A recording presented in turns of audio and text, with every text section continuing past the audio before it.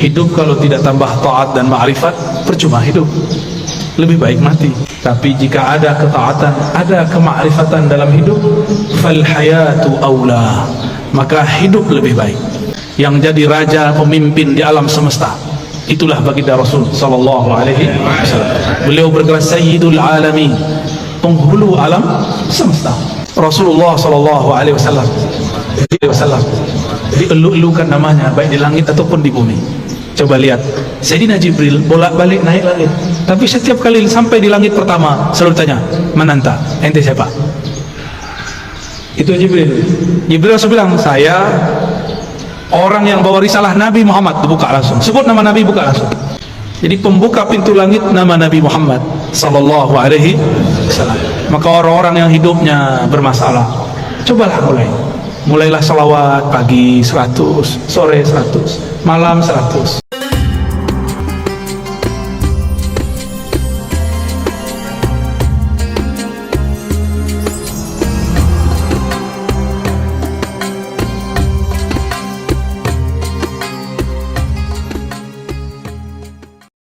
Ya Allah, izinkan aku tidur dan hidup kembali. Kalaupun bangun dalam nama Allah, maka kita bangun mengatakan alhamdulillahilladzi ahyana. Terima kasih yang telah mengembalikan hidup kami, ya Allah. Hidup kalau tidak tambah taat dan ma'rifat, percuma hidup. Lebih baik mati.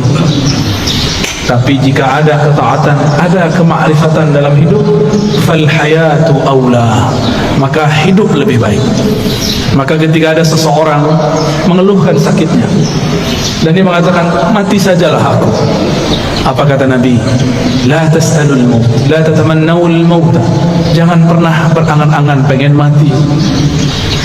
Sakit badanku, iya sakit, tapi jangan pernah minta mati. Karena jika engkau mati, inqata'al amal, engkau tidak dapat lagi beramal. Ya, engkau tidak dapat lagi beramal. Dan ingat, orang kalau sudah mati, dia harus tetap menyempurnakan ruhaninya. Tapi di alam sana sangat lama dan panjang sekali. Maka mumpung masih di dunia, jauh pun kita kejar, susah pun kita cari. Yang penting mengenal Allah dapat dicapai di bumi, supaya jadi bekal masuk ke alam yang lain. Bapak Ibu yang melakukan Allah, kalau pernah keluar negeri atau keluar kota, kalau kita tamu dari yang punya kota, kita disambut, tidak perlu diperiksa, benar nggak? Cukup ditandai, oh si anu orang. Tapi kalau kita tidak kenal dengan yang punya kota, maka kita diperiksa. Alam ini dicipta karena Allah cinta kepada baginda Rasul sallallahu alaihi wasallam. Jika seseorang kenal Allah, kenal Rasulullah, maka dia masuk ke alam ini hormat kepadanya. Dia masuk ke alam barzakh, yang jaga alam barzakh pun respect kepadanya. Jika dia masuk padang mahsyar, maka yang di padang mahsyar pun melindunginya. Kita mau datang ke satu tempat, kenal penguasanya, dijaga. Yang jadi raja, pemimpin di alam semesta, itulah baginda Rasul sallallahu alaihi wasallam. Beliau bergerak sayyidul alamin, penghulu alam semesta.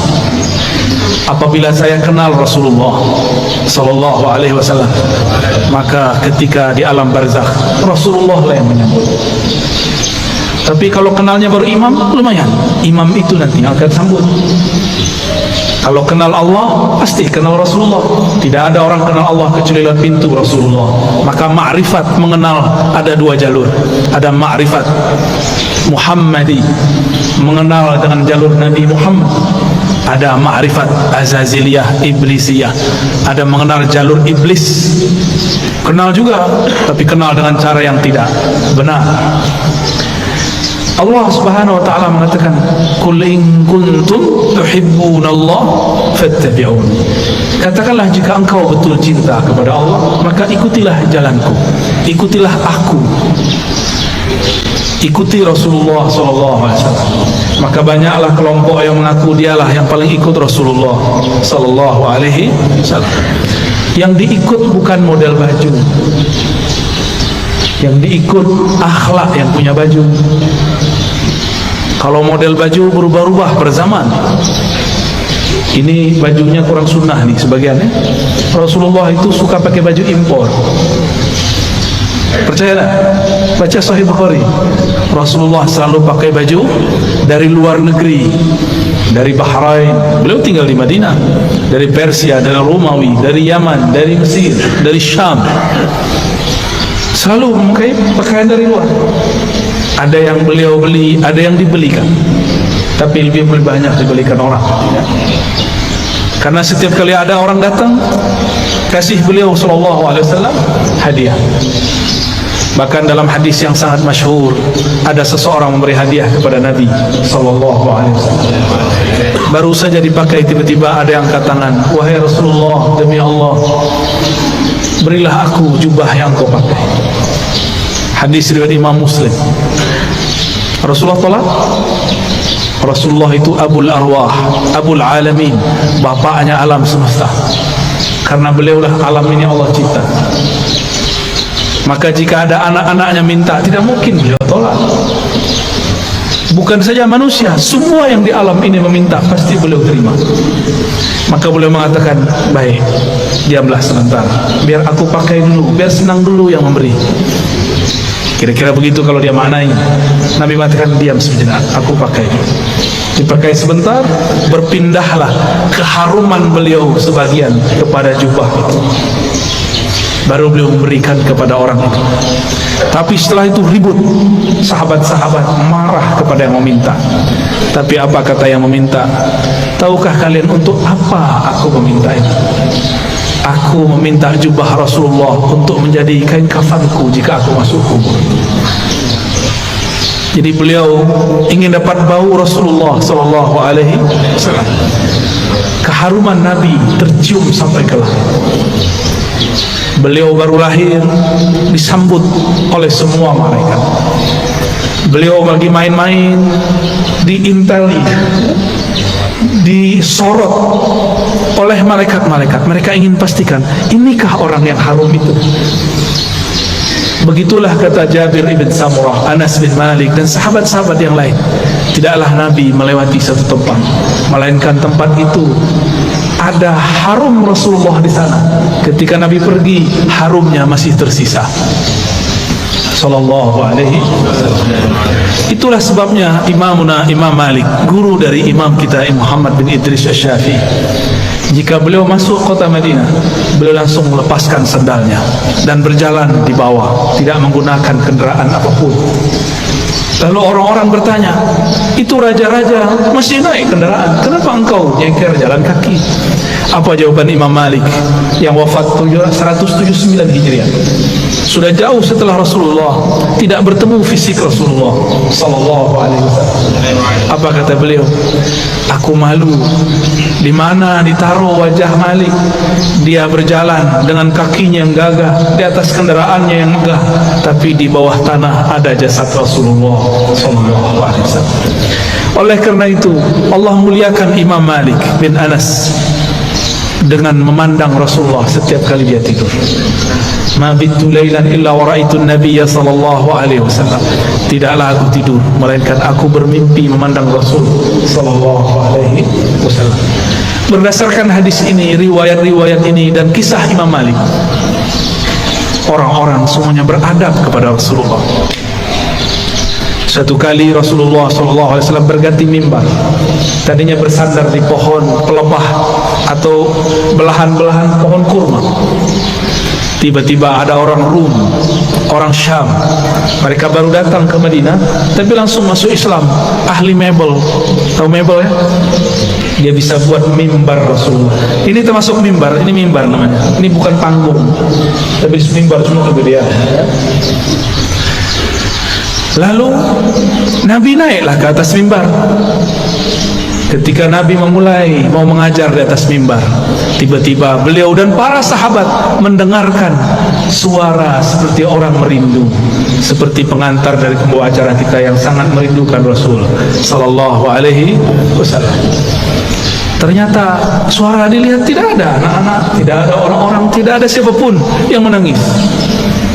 Rasulullah mengerti, maka beliau mengatakan, yang menangis itu pohon kayu yang aku jadikan sandaran. Sekarang aku tinggal karena ada mimbar yang baru. Maka beliau turun sejenak. Itu tiang pohon dielus-elus, hanna hanina.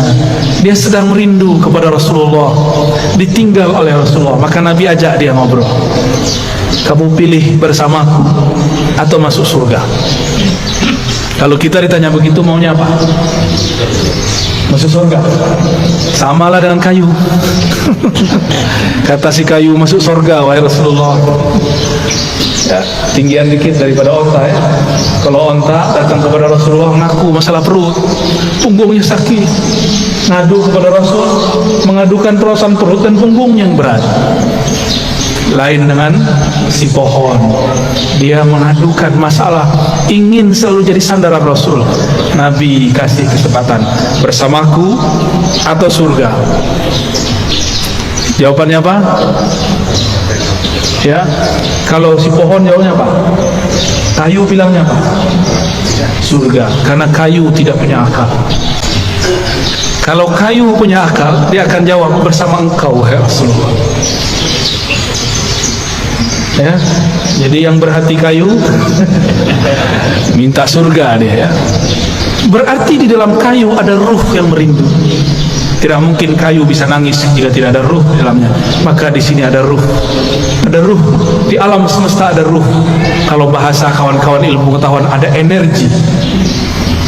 Di alam semesta ini bertebaran energi-energi yang aktif. Elektromagnetik kata orang, dan itu tarik menarik. Apa yang membuat dia paling tertarik? Yaitu sosok baginda Rasul sallallahu alaihi wasallam, atau siapapun yang terhubung kepada Rasulullah sallallahu alaihi wasallam.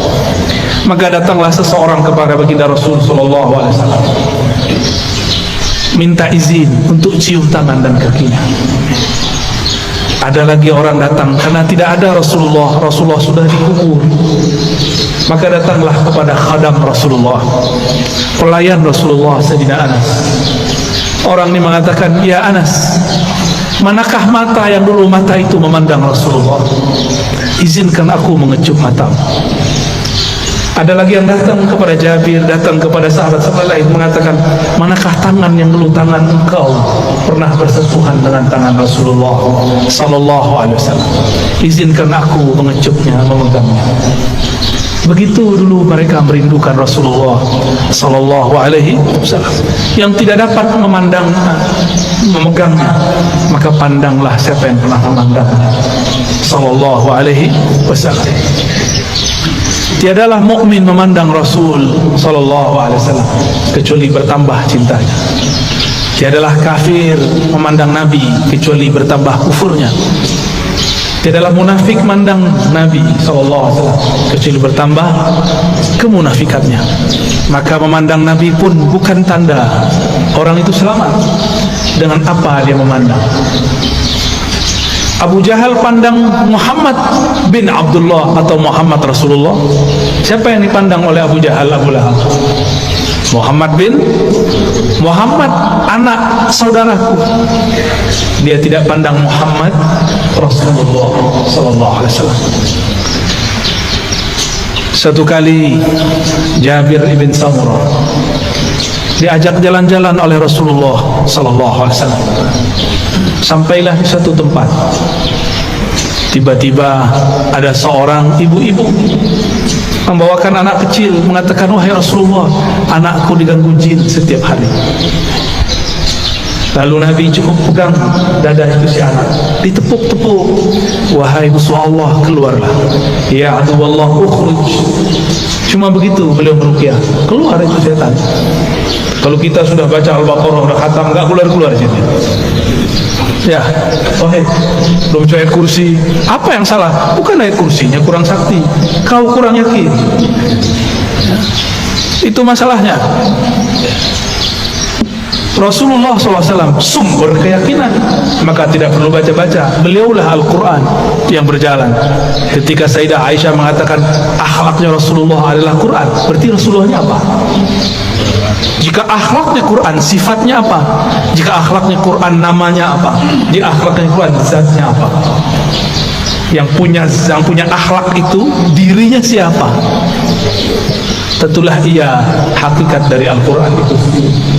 Maka jika Rasulullah meruqyah orang cukup sentuh hilang. Kita sudah hembus 10 kali nggak hilang-hilang karena merasa pintar, ya? Tidak melalui Rasulullah Sallallahu Alaihi Wasallam. Dulu ada makhluk paling hebat di langit dan kemudian menjadi penguasa surga. Dia bergelar Harisul Jannah atau Khazinul Jannah, pemegang kunci surga. Sayang tidak pernah sholawat kepada Rasulullah SAW. Bagaimana dia mau sholawat? Ternyata kadang-kadang orang itu diuji dengan orang yang paling dia benci. Iblis diuji untuk sholawat kepada makhluk keturunan dari orang yang dia paling benci. Siapa yang paling dia benci? Nabi Adam. Nabi Adam punya keturunan namanya Muhammad bin Adam. Masih ingat kisah Nabi Musa didatangin iblis? Ya. Apa kata si iblis? Musa, aku mau tobat nih. Jadi iblis pernah sadar sebentar, ya. Itu sadarnya iblis pertama kali. Mus, mau tobat nih gimana? Apa kata Nabi Musa? Oh gampang. Ini saya tunjukin jalannya. Dulu perintah yang disuruh kepada engkau masih berlaku. Apa itu? Sujudlah kepada Adam. Tuh, saya tunjukkan pintu kuburnya. Sujudlah kepadanya. Iblis matanya langsung nyala. Dia bentak Nabi Musa. Musa, engkau main-main. Dia hidup pun aku tidak sujud, apalagi sudah bau tanah. Tambah sombongnya. Maka tidaklah setiap hari memandang iblis kepada kekasih Allah kecuali bertambah kekufurannya. Aba wastakbara wa kana minal kafirin. Enggan, sombong, dan dia selalu kafir. Maka kana di situ bahasa Arab yadullu ala tsubut wal dawam, menunjukkan itu tetap dan selalu begitu. Maka kana tidak berarti selalu past tense. Dia telah, tapi dia selalu. Maka jika ada orang yang cuma mengajarkan zikir, hati-hati. Pasti sesat. Pasti sesat. Zikir itu panas. Dalam zikir itu ada energi ilahiyah. Ada nur tapi hal. Itulah sebabnya zikir itu bisa menetralkan banyak hal. Bismillahilladzi la yadurru ma'asmihi syai'un fil ardi wala fis sama'i was-sami'ul 'alim. Dengan nama Allah. Ini enggak usah datang ke dukun, ya. Amalkan ini. Mau diserang-serang dalam politik, ya. Kali Bu Bupati, Pak Wakil diserang orang, amalkan ini pagi sore, satu napas. Bismillahilladzi la yadurru ma'asmihi syai'un fil ardi wala fis sama'i wa huwas sami'ul 'alim. Ini langsung turun dari langit. Ini lafaz ini langsung turun dari langit. Diajarkan Rasulullah SAW kepada sahabat. Diriwayatkan oleh Imam Abu Dawud dengan nama Allah. Bismillah allazi, yang mana la yadurru ma'asmihi, tidak ada yang akan merusak, mengganggu siapa yang bersama namanya. Maksudnya apa? Gak ada yang ganggu, baik dari langit ataupun dari bumi. Namanya Allah. Allah titipkan semuanya ke dalam qalbu Rasulullah Sallallahu Alaihi Wasallam. Maka orang yang datang kepada Allah lewat pancaran qalbu Rasulullah, dia langsung diterima. Kalau saya masuk kantor Bu Bupati, bawa surat sakti dari Bu Bupati, diterima nggak? Diterima. Saya kalau bawa proposal nggak ada janjian, ditolak nggak? Ditolak. Biasanya kalau pegawai itu ada kartu, ya, kartu pengenal diri. Apa namanya? ID card. ID card. Itu kalau kita kemana-mana pakai ID card. Tertulis di situ statusnya apa. pasti tempat itu menghormati kita. Yang dipandang bukan kita, ID card-nya. Ya, siapa yang membawa nama Allah, siapa yang bersama Rasulullah, maka dia akan dihormati di mana saja. Imam Ahmad bin Hanbal dilecehkan oleh Al-Ghajur, ditelanjangi. Itu Imam Ahmad bicara kepada sarungnya, wahai sarungku, tutuplah auratku, takutlah kepada Allah, engkau mempermalukan aku. Langsung naik itu, diturunin lagi oleh Al-Ghajur, enggak turun-turun. Al-Ghajurnya takut. Mulai Al-Ghajurnya takut, Pak. Ayah Buya Hamka mau dirampok oleh penyamun dulu di tengah jalan. Dulu kan belum ada PJR ya, belum ada polisi ngawal kalau Ustaz jalan ya. Dulu ayah dari Buya Hamka namanya Syekh Abdul Karim Amrullah mau dirampok, mau dibunuh oleh penyamun. Terus beliau bilang, tunggu sebentar, saya baca surat Yasin dulu. Yasin itu nama siapa? Nama Rasulullah SAW. Terus ada teknik membacanya. Selesai baca Yasin, itu orang sudah sujud-sujud. Maafkan saya, bingung beliau. Ternyata ini orang melihat sesuatu ketika Syekh Abdul Karim membaca surat Yasin. Bisa begitu Pak, tapi kalau Bapak yang baca nggak ada yang aneh. Baik. Rasulullah SAW dielu-elukan namanya baik di langit ataupun di bumi.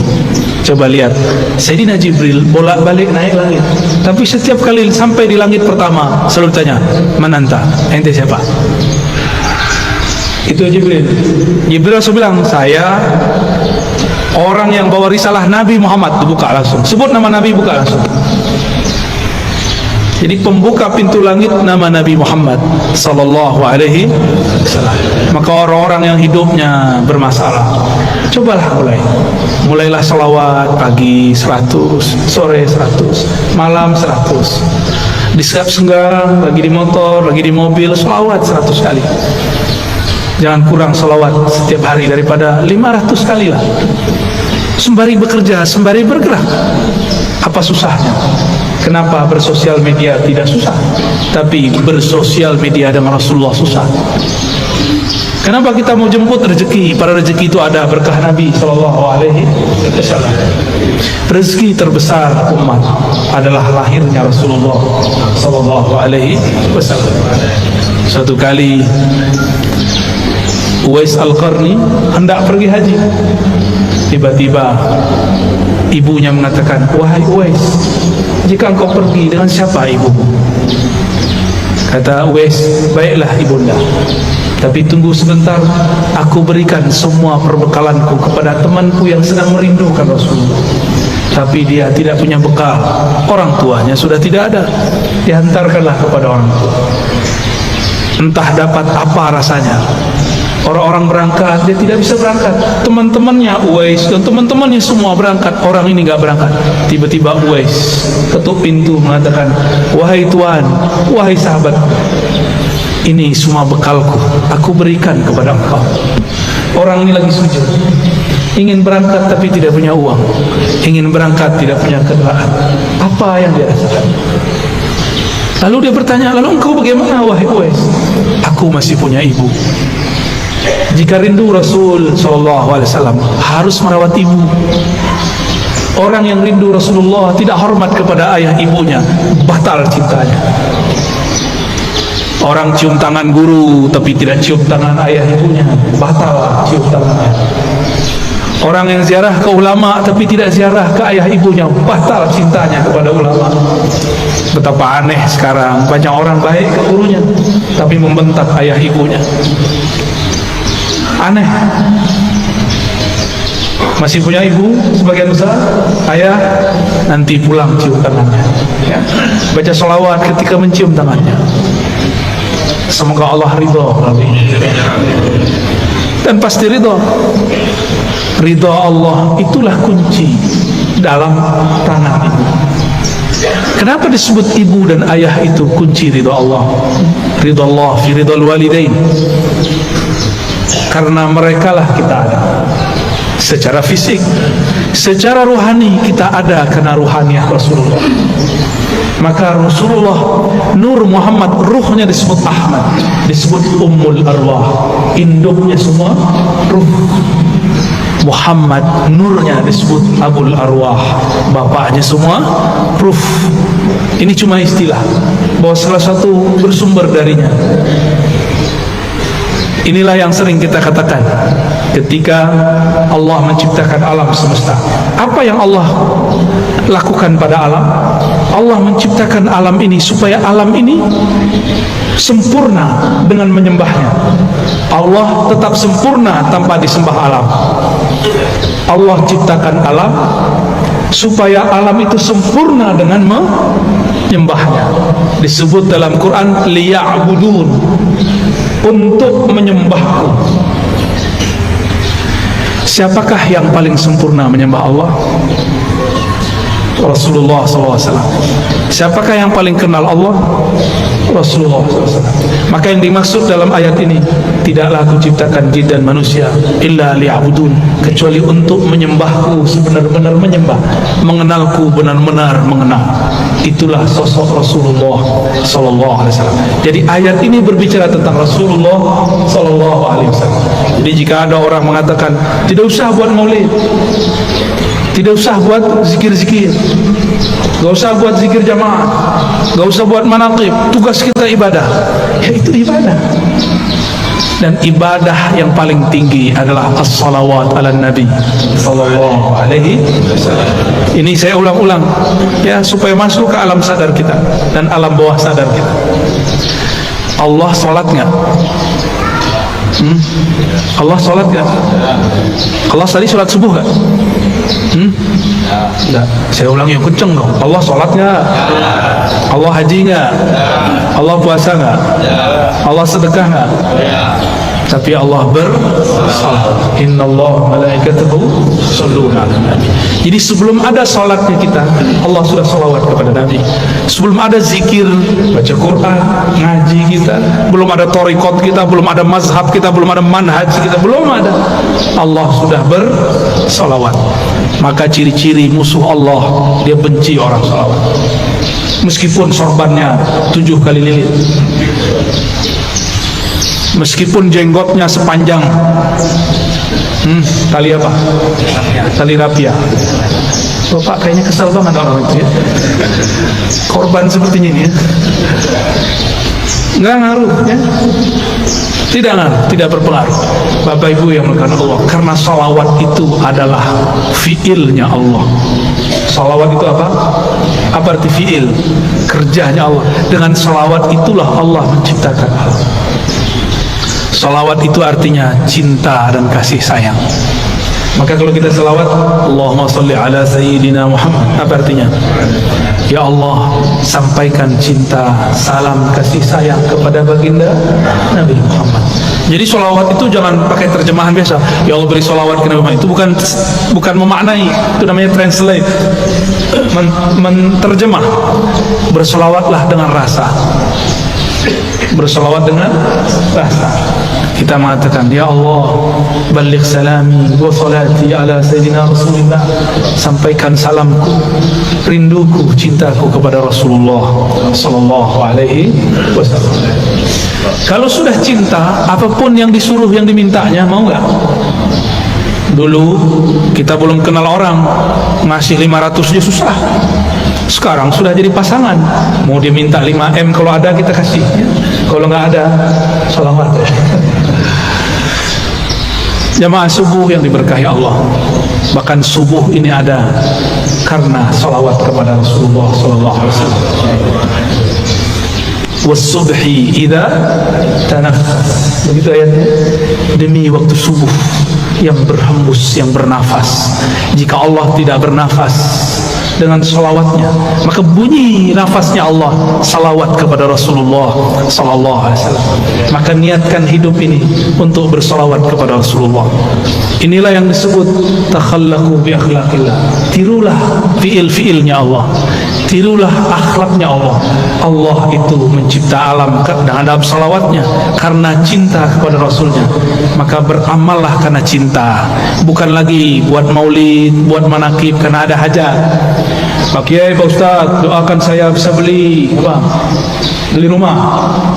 Pak Kiai, doakan saya beli mobil. Pak Kiai, samalah kau dengan onta, ya.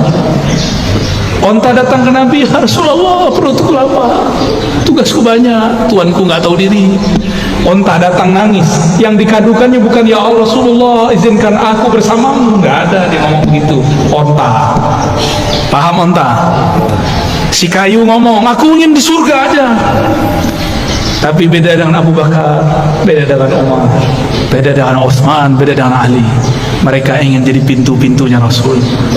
Maka ujung dari pintunya Rasulullah, pintu terdekat Sayyidina Ali. Apa kata beliau? Aku kota ilmu, Ali lah pintunya. Maka tiada satu mazhab, satu manhaj, satu aliran, satu pemikiran yang sahih kecuali sanadnya bersambung kepada Sayyidina Ali. Tapi syaitan tidak tinggal diam. Dia buatlah, dia campur adukkanlah cinta kepada Ali dengan benci kepada sahabat. Namanya kelompok Rafidhah, kelompok yang membenci sahabat Rasul sallallahu alaihi wasallam. Ya, kita cinta Sayyidina Ali, cinta juga sahabat Rasul. Ini perbedaan kita dengan Syiah Rafidhah. Mari berguru kepada orang bersanad, nanti bersambung kepada Sayyidina Ali. Lebih kurang itu pengantar rindu yang dapat saya sampaikan. Ya, di sela-sela rihlah artinya perjalanan. Dulu Rasulullah buat rihlah. Insyaallah kalau ada kesempatan kita teruskan. Rasulullah sallallahu alaihi wasallam tidak dicipta dengan kun. Rasulullah itu dihembuskan dengan rahmahnya. Tapi tetap saja hukum jasadiahnya, karena keturunan Bani Adam pasti ada kun, tapi kunnya tunduk kepada rahmat Allah. Inna rahmati sabaqat ghadabi. Ya. Ukuran makhluk kalau diusir, dilempar pakai batu dan tai, itu melaknat orang yang lempar. Orang yang lempar. Nih, coba lihat. Antum benar nggak berguru ke ulama wali Allah? Dikritik dikit marah. Ya. Beda sedikit marah, beda politik ngomong. Bukan wali Allah itu. Cuma dibentak dikit langsung laknat. Cuma beda fikrah, pemahaman, langsung ente sesat, ente bid'ah. Wali apaan begitu? Pewaris apaan begitu? Pewaris Rasulullah, kalbunya mirip-mirip Rasulullah sallallahu, tidak sama tapi mirip-mirip. Jika dicaci dia balas mendoakan kebaikan. Kalau kita dicaci maki orang gimana? Lanang Allah atas ente. Betul ya? Tapi kalau Rasulullah dicaci orang, apa kata beliau? Ya Allah, jadikan yang mencaciku ini keturunannya percaya kepada Engkau, beriman kepadaku. Beda dengan Nabi Nuh. Nabi Nuh udah capek dakwah 900 tahun. Antum baru ngomong 9 menit ke anak udah marah-marah ya. Nabi Nuh 900 tahun wajar. Tahun 950 tahun umurnya. Beliau sudah capek. Takdirnya berjalan begitu. Beliau berdoa, ya Rabb, tolong hancurkan umatku. Karena kalau mereka punya keturunannya pasti kafir. Nabi Nuh, ini dosa adab, tapi ini bukan dosa. Wajar, sudah 900 tahun. Tapi bagi Nabi ini dosa. Belum terjadi, dia sudah berburuk sangka, ya Allah kalau mereka jadi pasti kafir. Itu masalah Nabi Nuh. Masalah siapa? Nabi Nuh. Jangan ulangi kesalahan itu. Baca surat Nuh. Ya. Di surat Hud lain lagi ya Pak Hud ya. Surat Nuh baca cuma dua halaman, nggak sampai. Pelajaran besar. Karena nabi-nabi pun tidak sesempurna Nabi Muhammad SAW. Yang sempurna rahmatnya bulat turun itu ke Nabi Muhammad SAW. Maka siapa yang jadi pewaris Nabi Muhammad, pasti kalbunya dipenuhi rahmah, gak ada benci. Ya, ini orasi dikit benci, gak ada kebencian. Gas boleh, ya. Saya kalau tegas-tegasan, mungkin bapak kabur juga kali ya, kebakar semua kali. Kita tahan energi ini, jangan sampai energi semangat ini keluar luber sebelum saatnya. Rasulullah itu kalau perang Pak, perang itu nggak perlu dijaga, walaupun tetap ada yang jaga. Ada sahabat Nabi, kakinya itu betis Syokokar itu belah dua oleh tombak, kena tombak. Datang kepada Rasulullah, ya, datang kepada Rasul, darah mengalir deras. Nabi cuma bilang Bismillah, sembuh. Jadi Nabi itu giginya ompong, itu perlu dipertanyakan riwayatnya, maksudnya apa itu? Ini sekedar menunjukkan sisi manusiawinya. Nabi lagi sandiwara sebenarnya. Nabi ini suka begitu. Nabi itu orang yang paling pintar memerankan kelemahan, karena kunci-kunci ada pada dia. Orang yang punya aset-aset hebat tidak mungkin sombong, karena khawatir nanti ketahuan. Kata Rasulullah, inni khabba'tu du'ai. Setiap Nabi punya doa mustajab, tapi aku inni khabba'tu du'ai da'wati, aku simpen doaku itu. Rasulullah ternyata nggak keluarkan di sini, keluarkan nanti di hari kiamat. Doa yang harusnya jatah Rasulullah di sini, beliau simpan nanti untuk kita di akhirat. Beliau tidak egois. Maka ulama pewaris Rasulullah tidak egois. Jika ada yang nyerang dia tidak ngamuk. Bapak bid'ahkan saya, bid'ahkan saja. Bapak katakan saya, katakan saja. Saya tidak akan balas dengan kata-kata yang sama. Saya malu kepada Rasulullah Sallallahu Alaihi Wasallam. Maka saya mengajak kepada para kiai, para ulama, habaib, malulah kepada Rasulmu, malulah kepada kakekmu. Kakekmu tidak emosional, engkau emosional. Kakekmu penuh dengan kasih sayang, engkau penuh dengan kebencian. Berdakwahlah dengan manhaj kakekmu, bermazhablah dengan mazhab qalbu beliau, mazhabur rahmah. Maka bernamalah Rasulullah rahmatan lil rahmat bagi alam. Bahkan orang kafir pun dapat rahmat Nabi, apalagi orang yang percaya. Jadi musuh kita nanti bukan di luar Pak. Dajjal itu gampang bagi Imam Mahdi. Musuh kita paling berat sesama muslim, saling kafirkan, sesama muslim saling benci. Maka Nabi mengatakan, bukan Dajjal yang aku khawatirkan, tapi kalian sesama kalian itu yang aku khawatirkan. Itulah yang Nabi baca di takdir kun. Kamal nur, kamal nar, ada dua-duanya Pak. Meleset dikit jadi nar. Nar itu membakar, nur itu menerangi. Di dalam diri semuanya ada. Di dalam diri kita ini ada nuskhah nuriyah, ada nuskhah nariyah. Dalam diri kita ini ada lembaran cahaya, ada lembaran api. Kita mau pakai yang mana?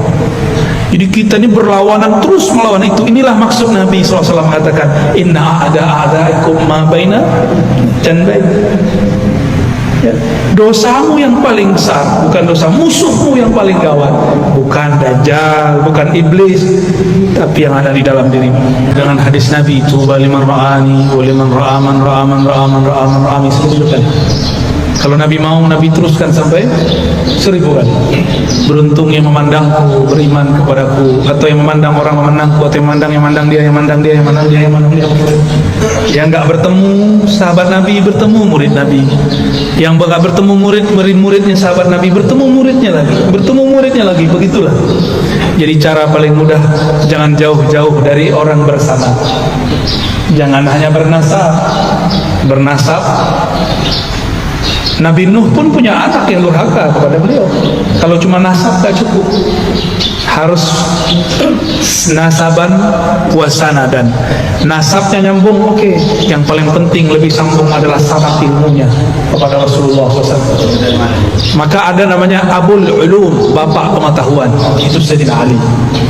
Carilah orang-orang yang terhubung ilmunya kepada imam-imam mazhab, karena semua imam mazhab terhubung kepada Sayyidina Ali.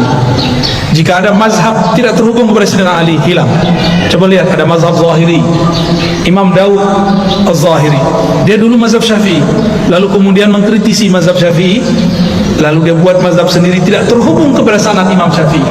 Imam Syafi'i berguru ke Malik, Malik berguru kepada Ja'far, Ja'far berguru kepada ayahnya, kakeknya, terus sampai kepada Sayyidina Ali.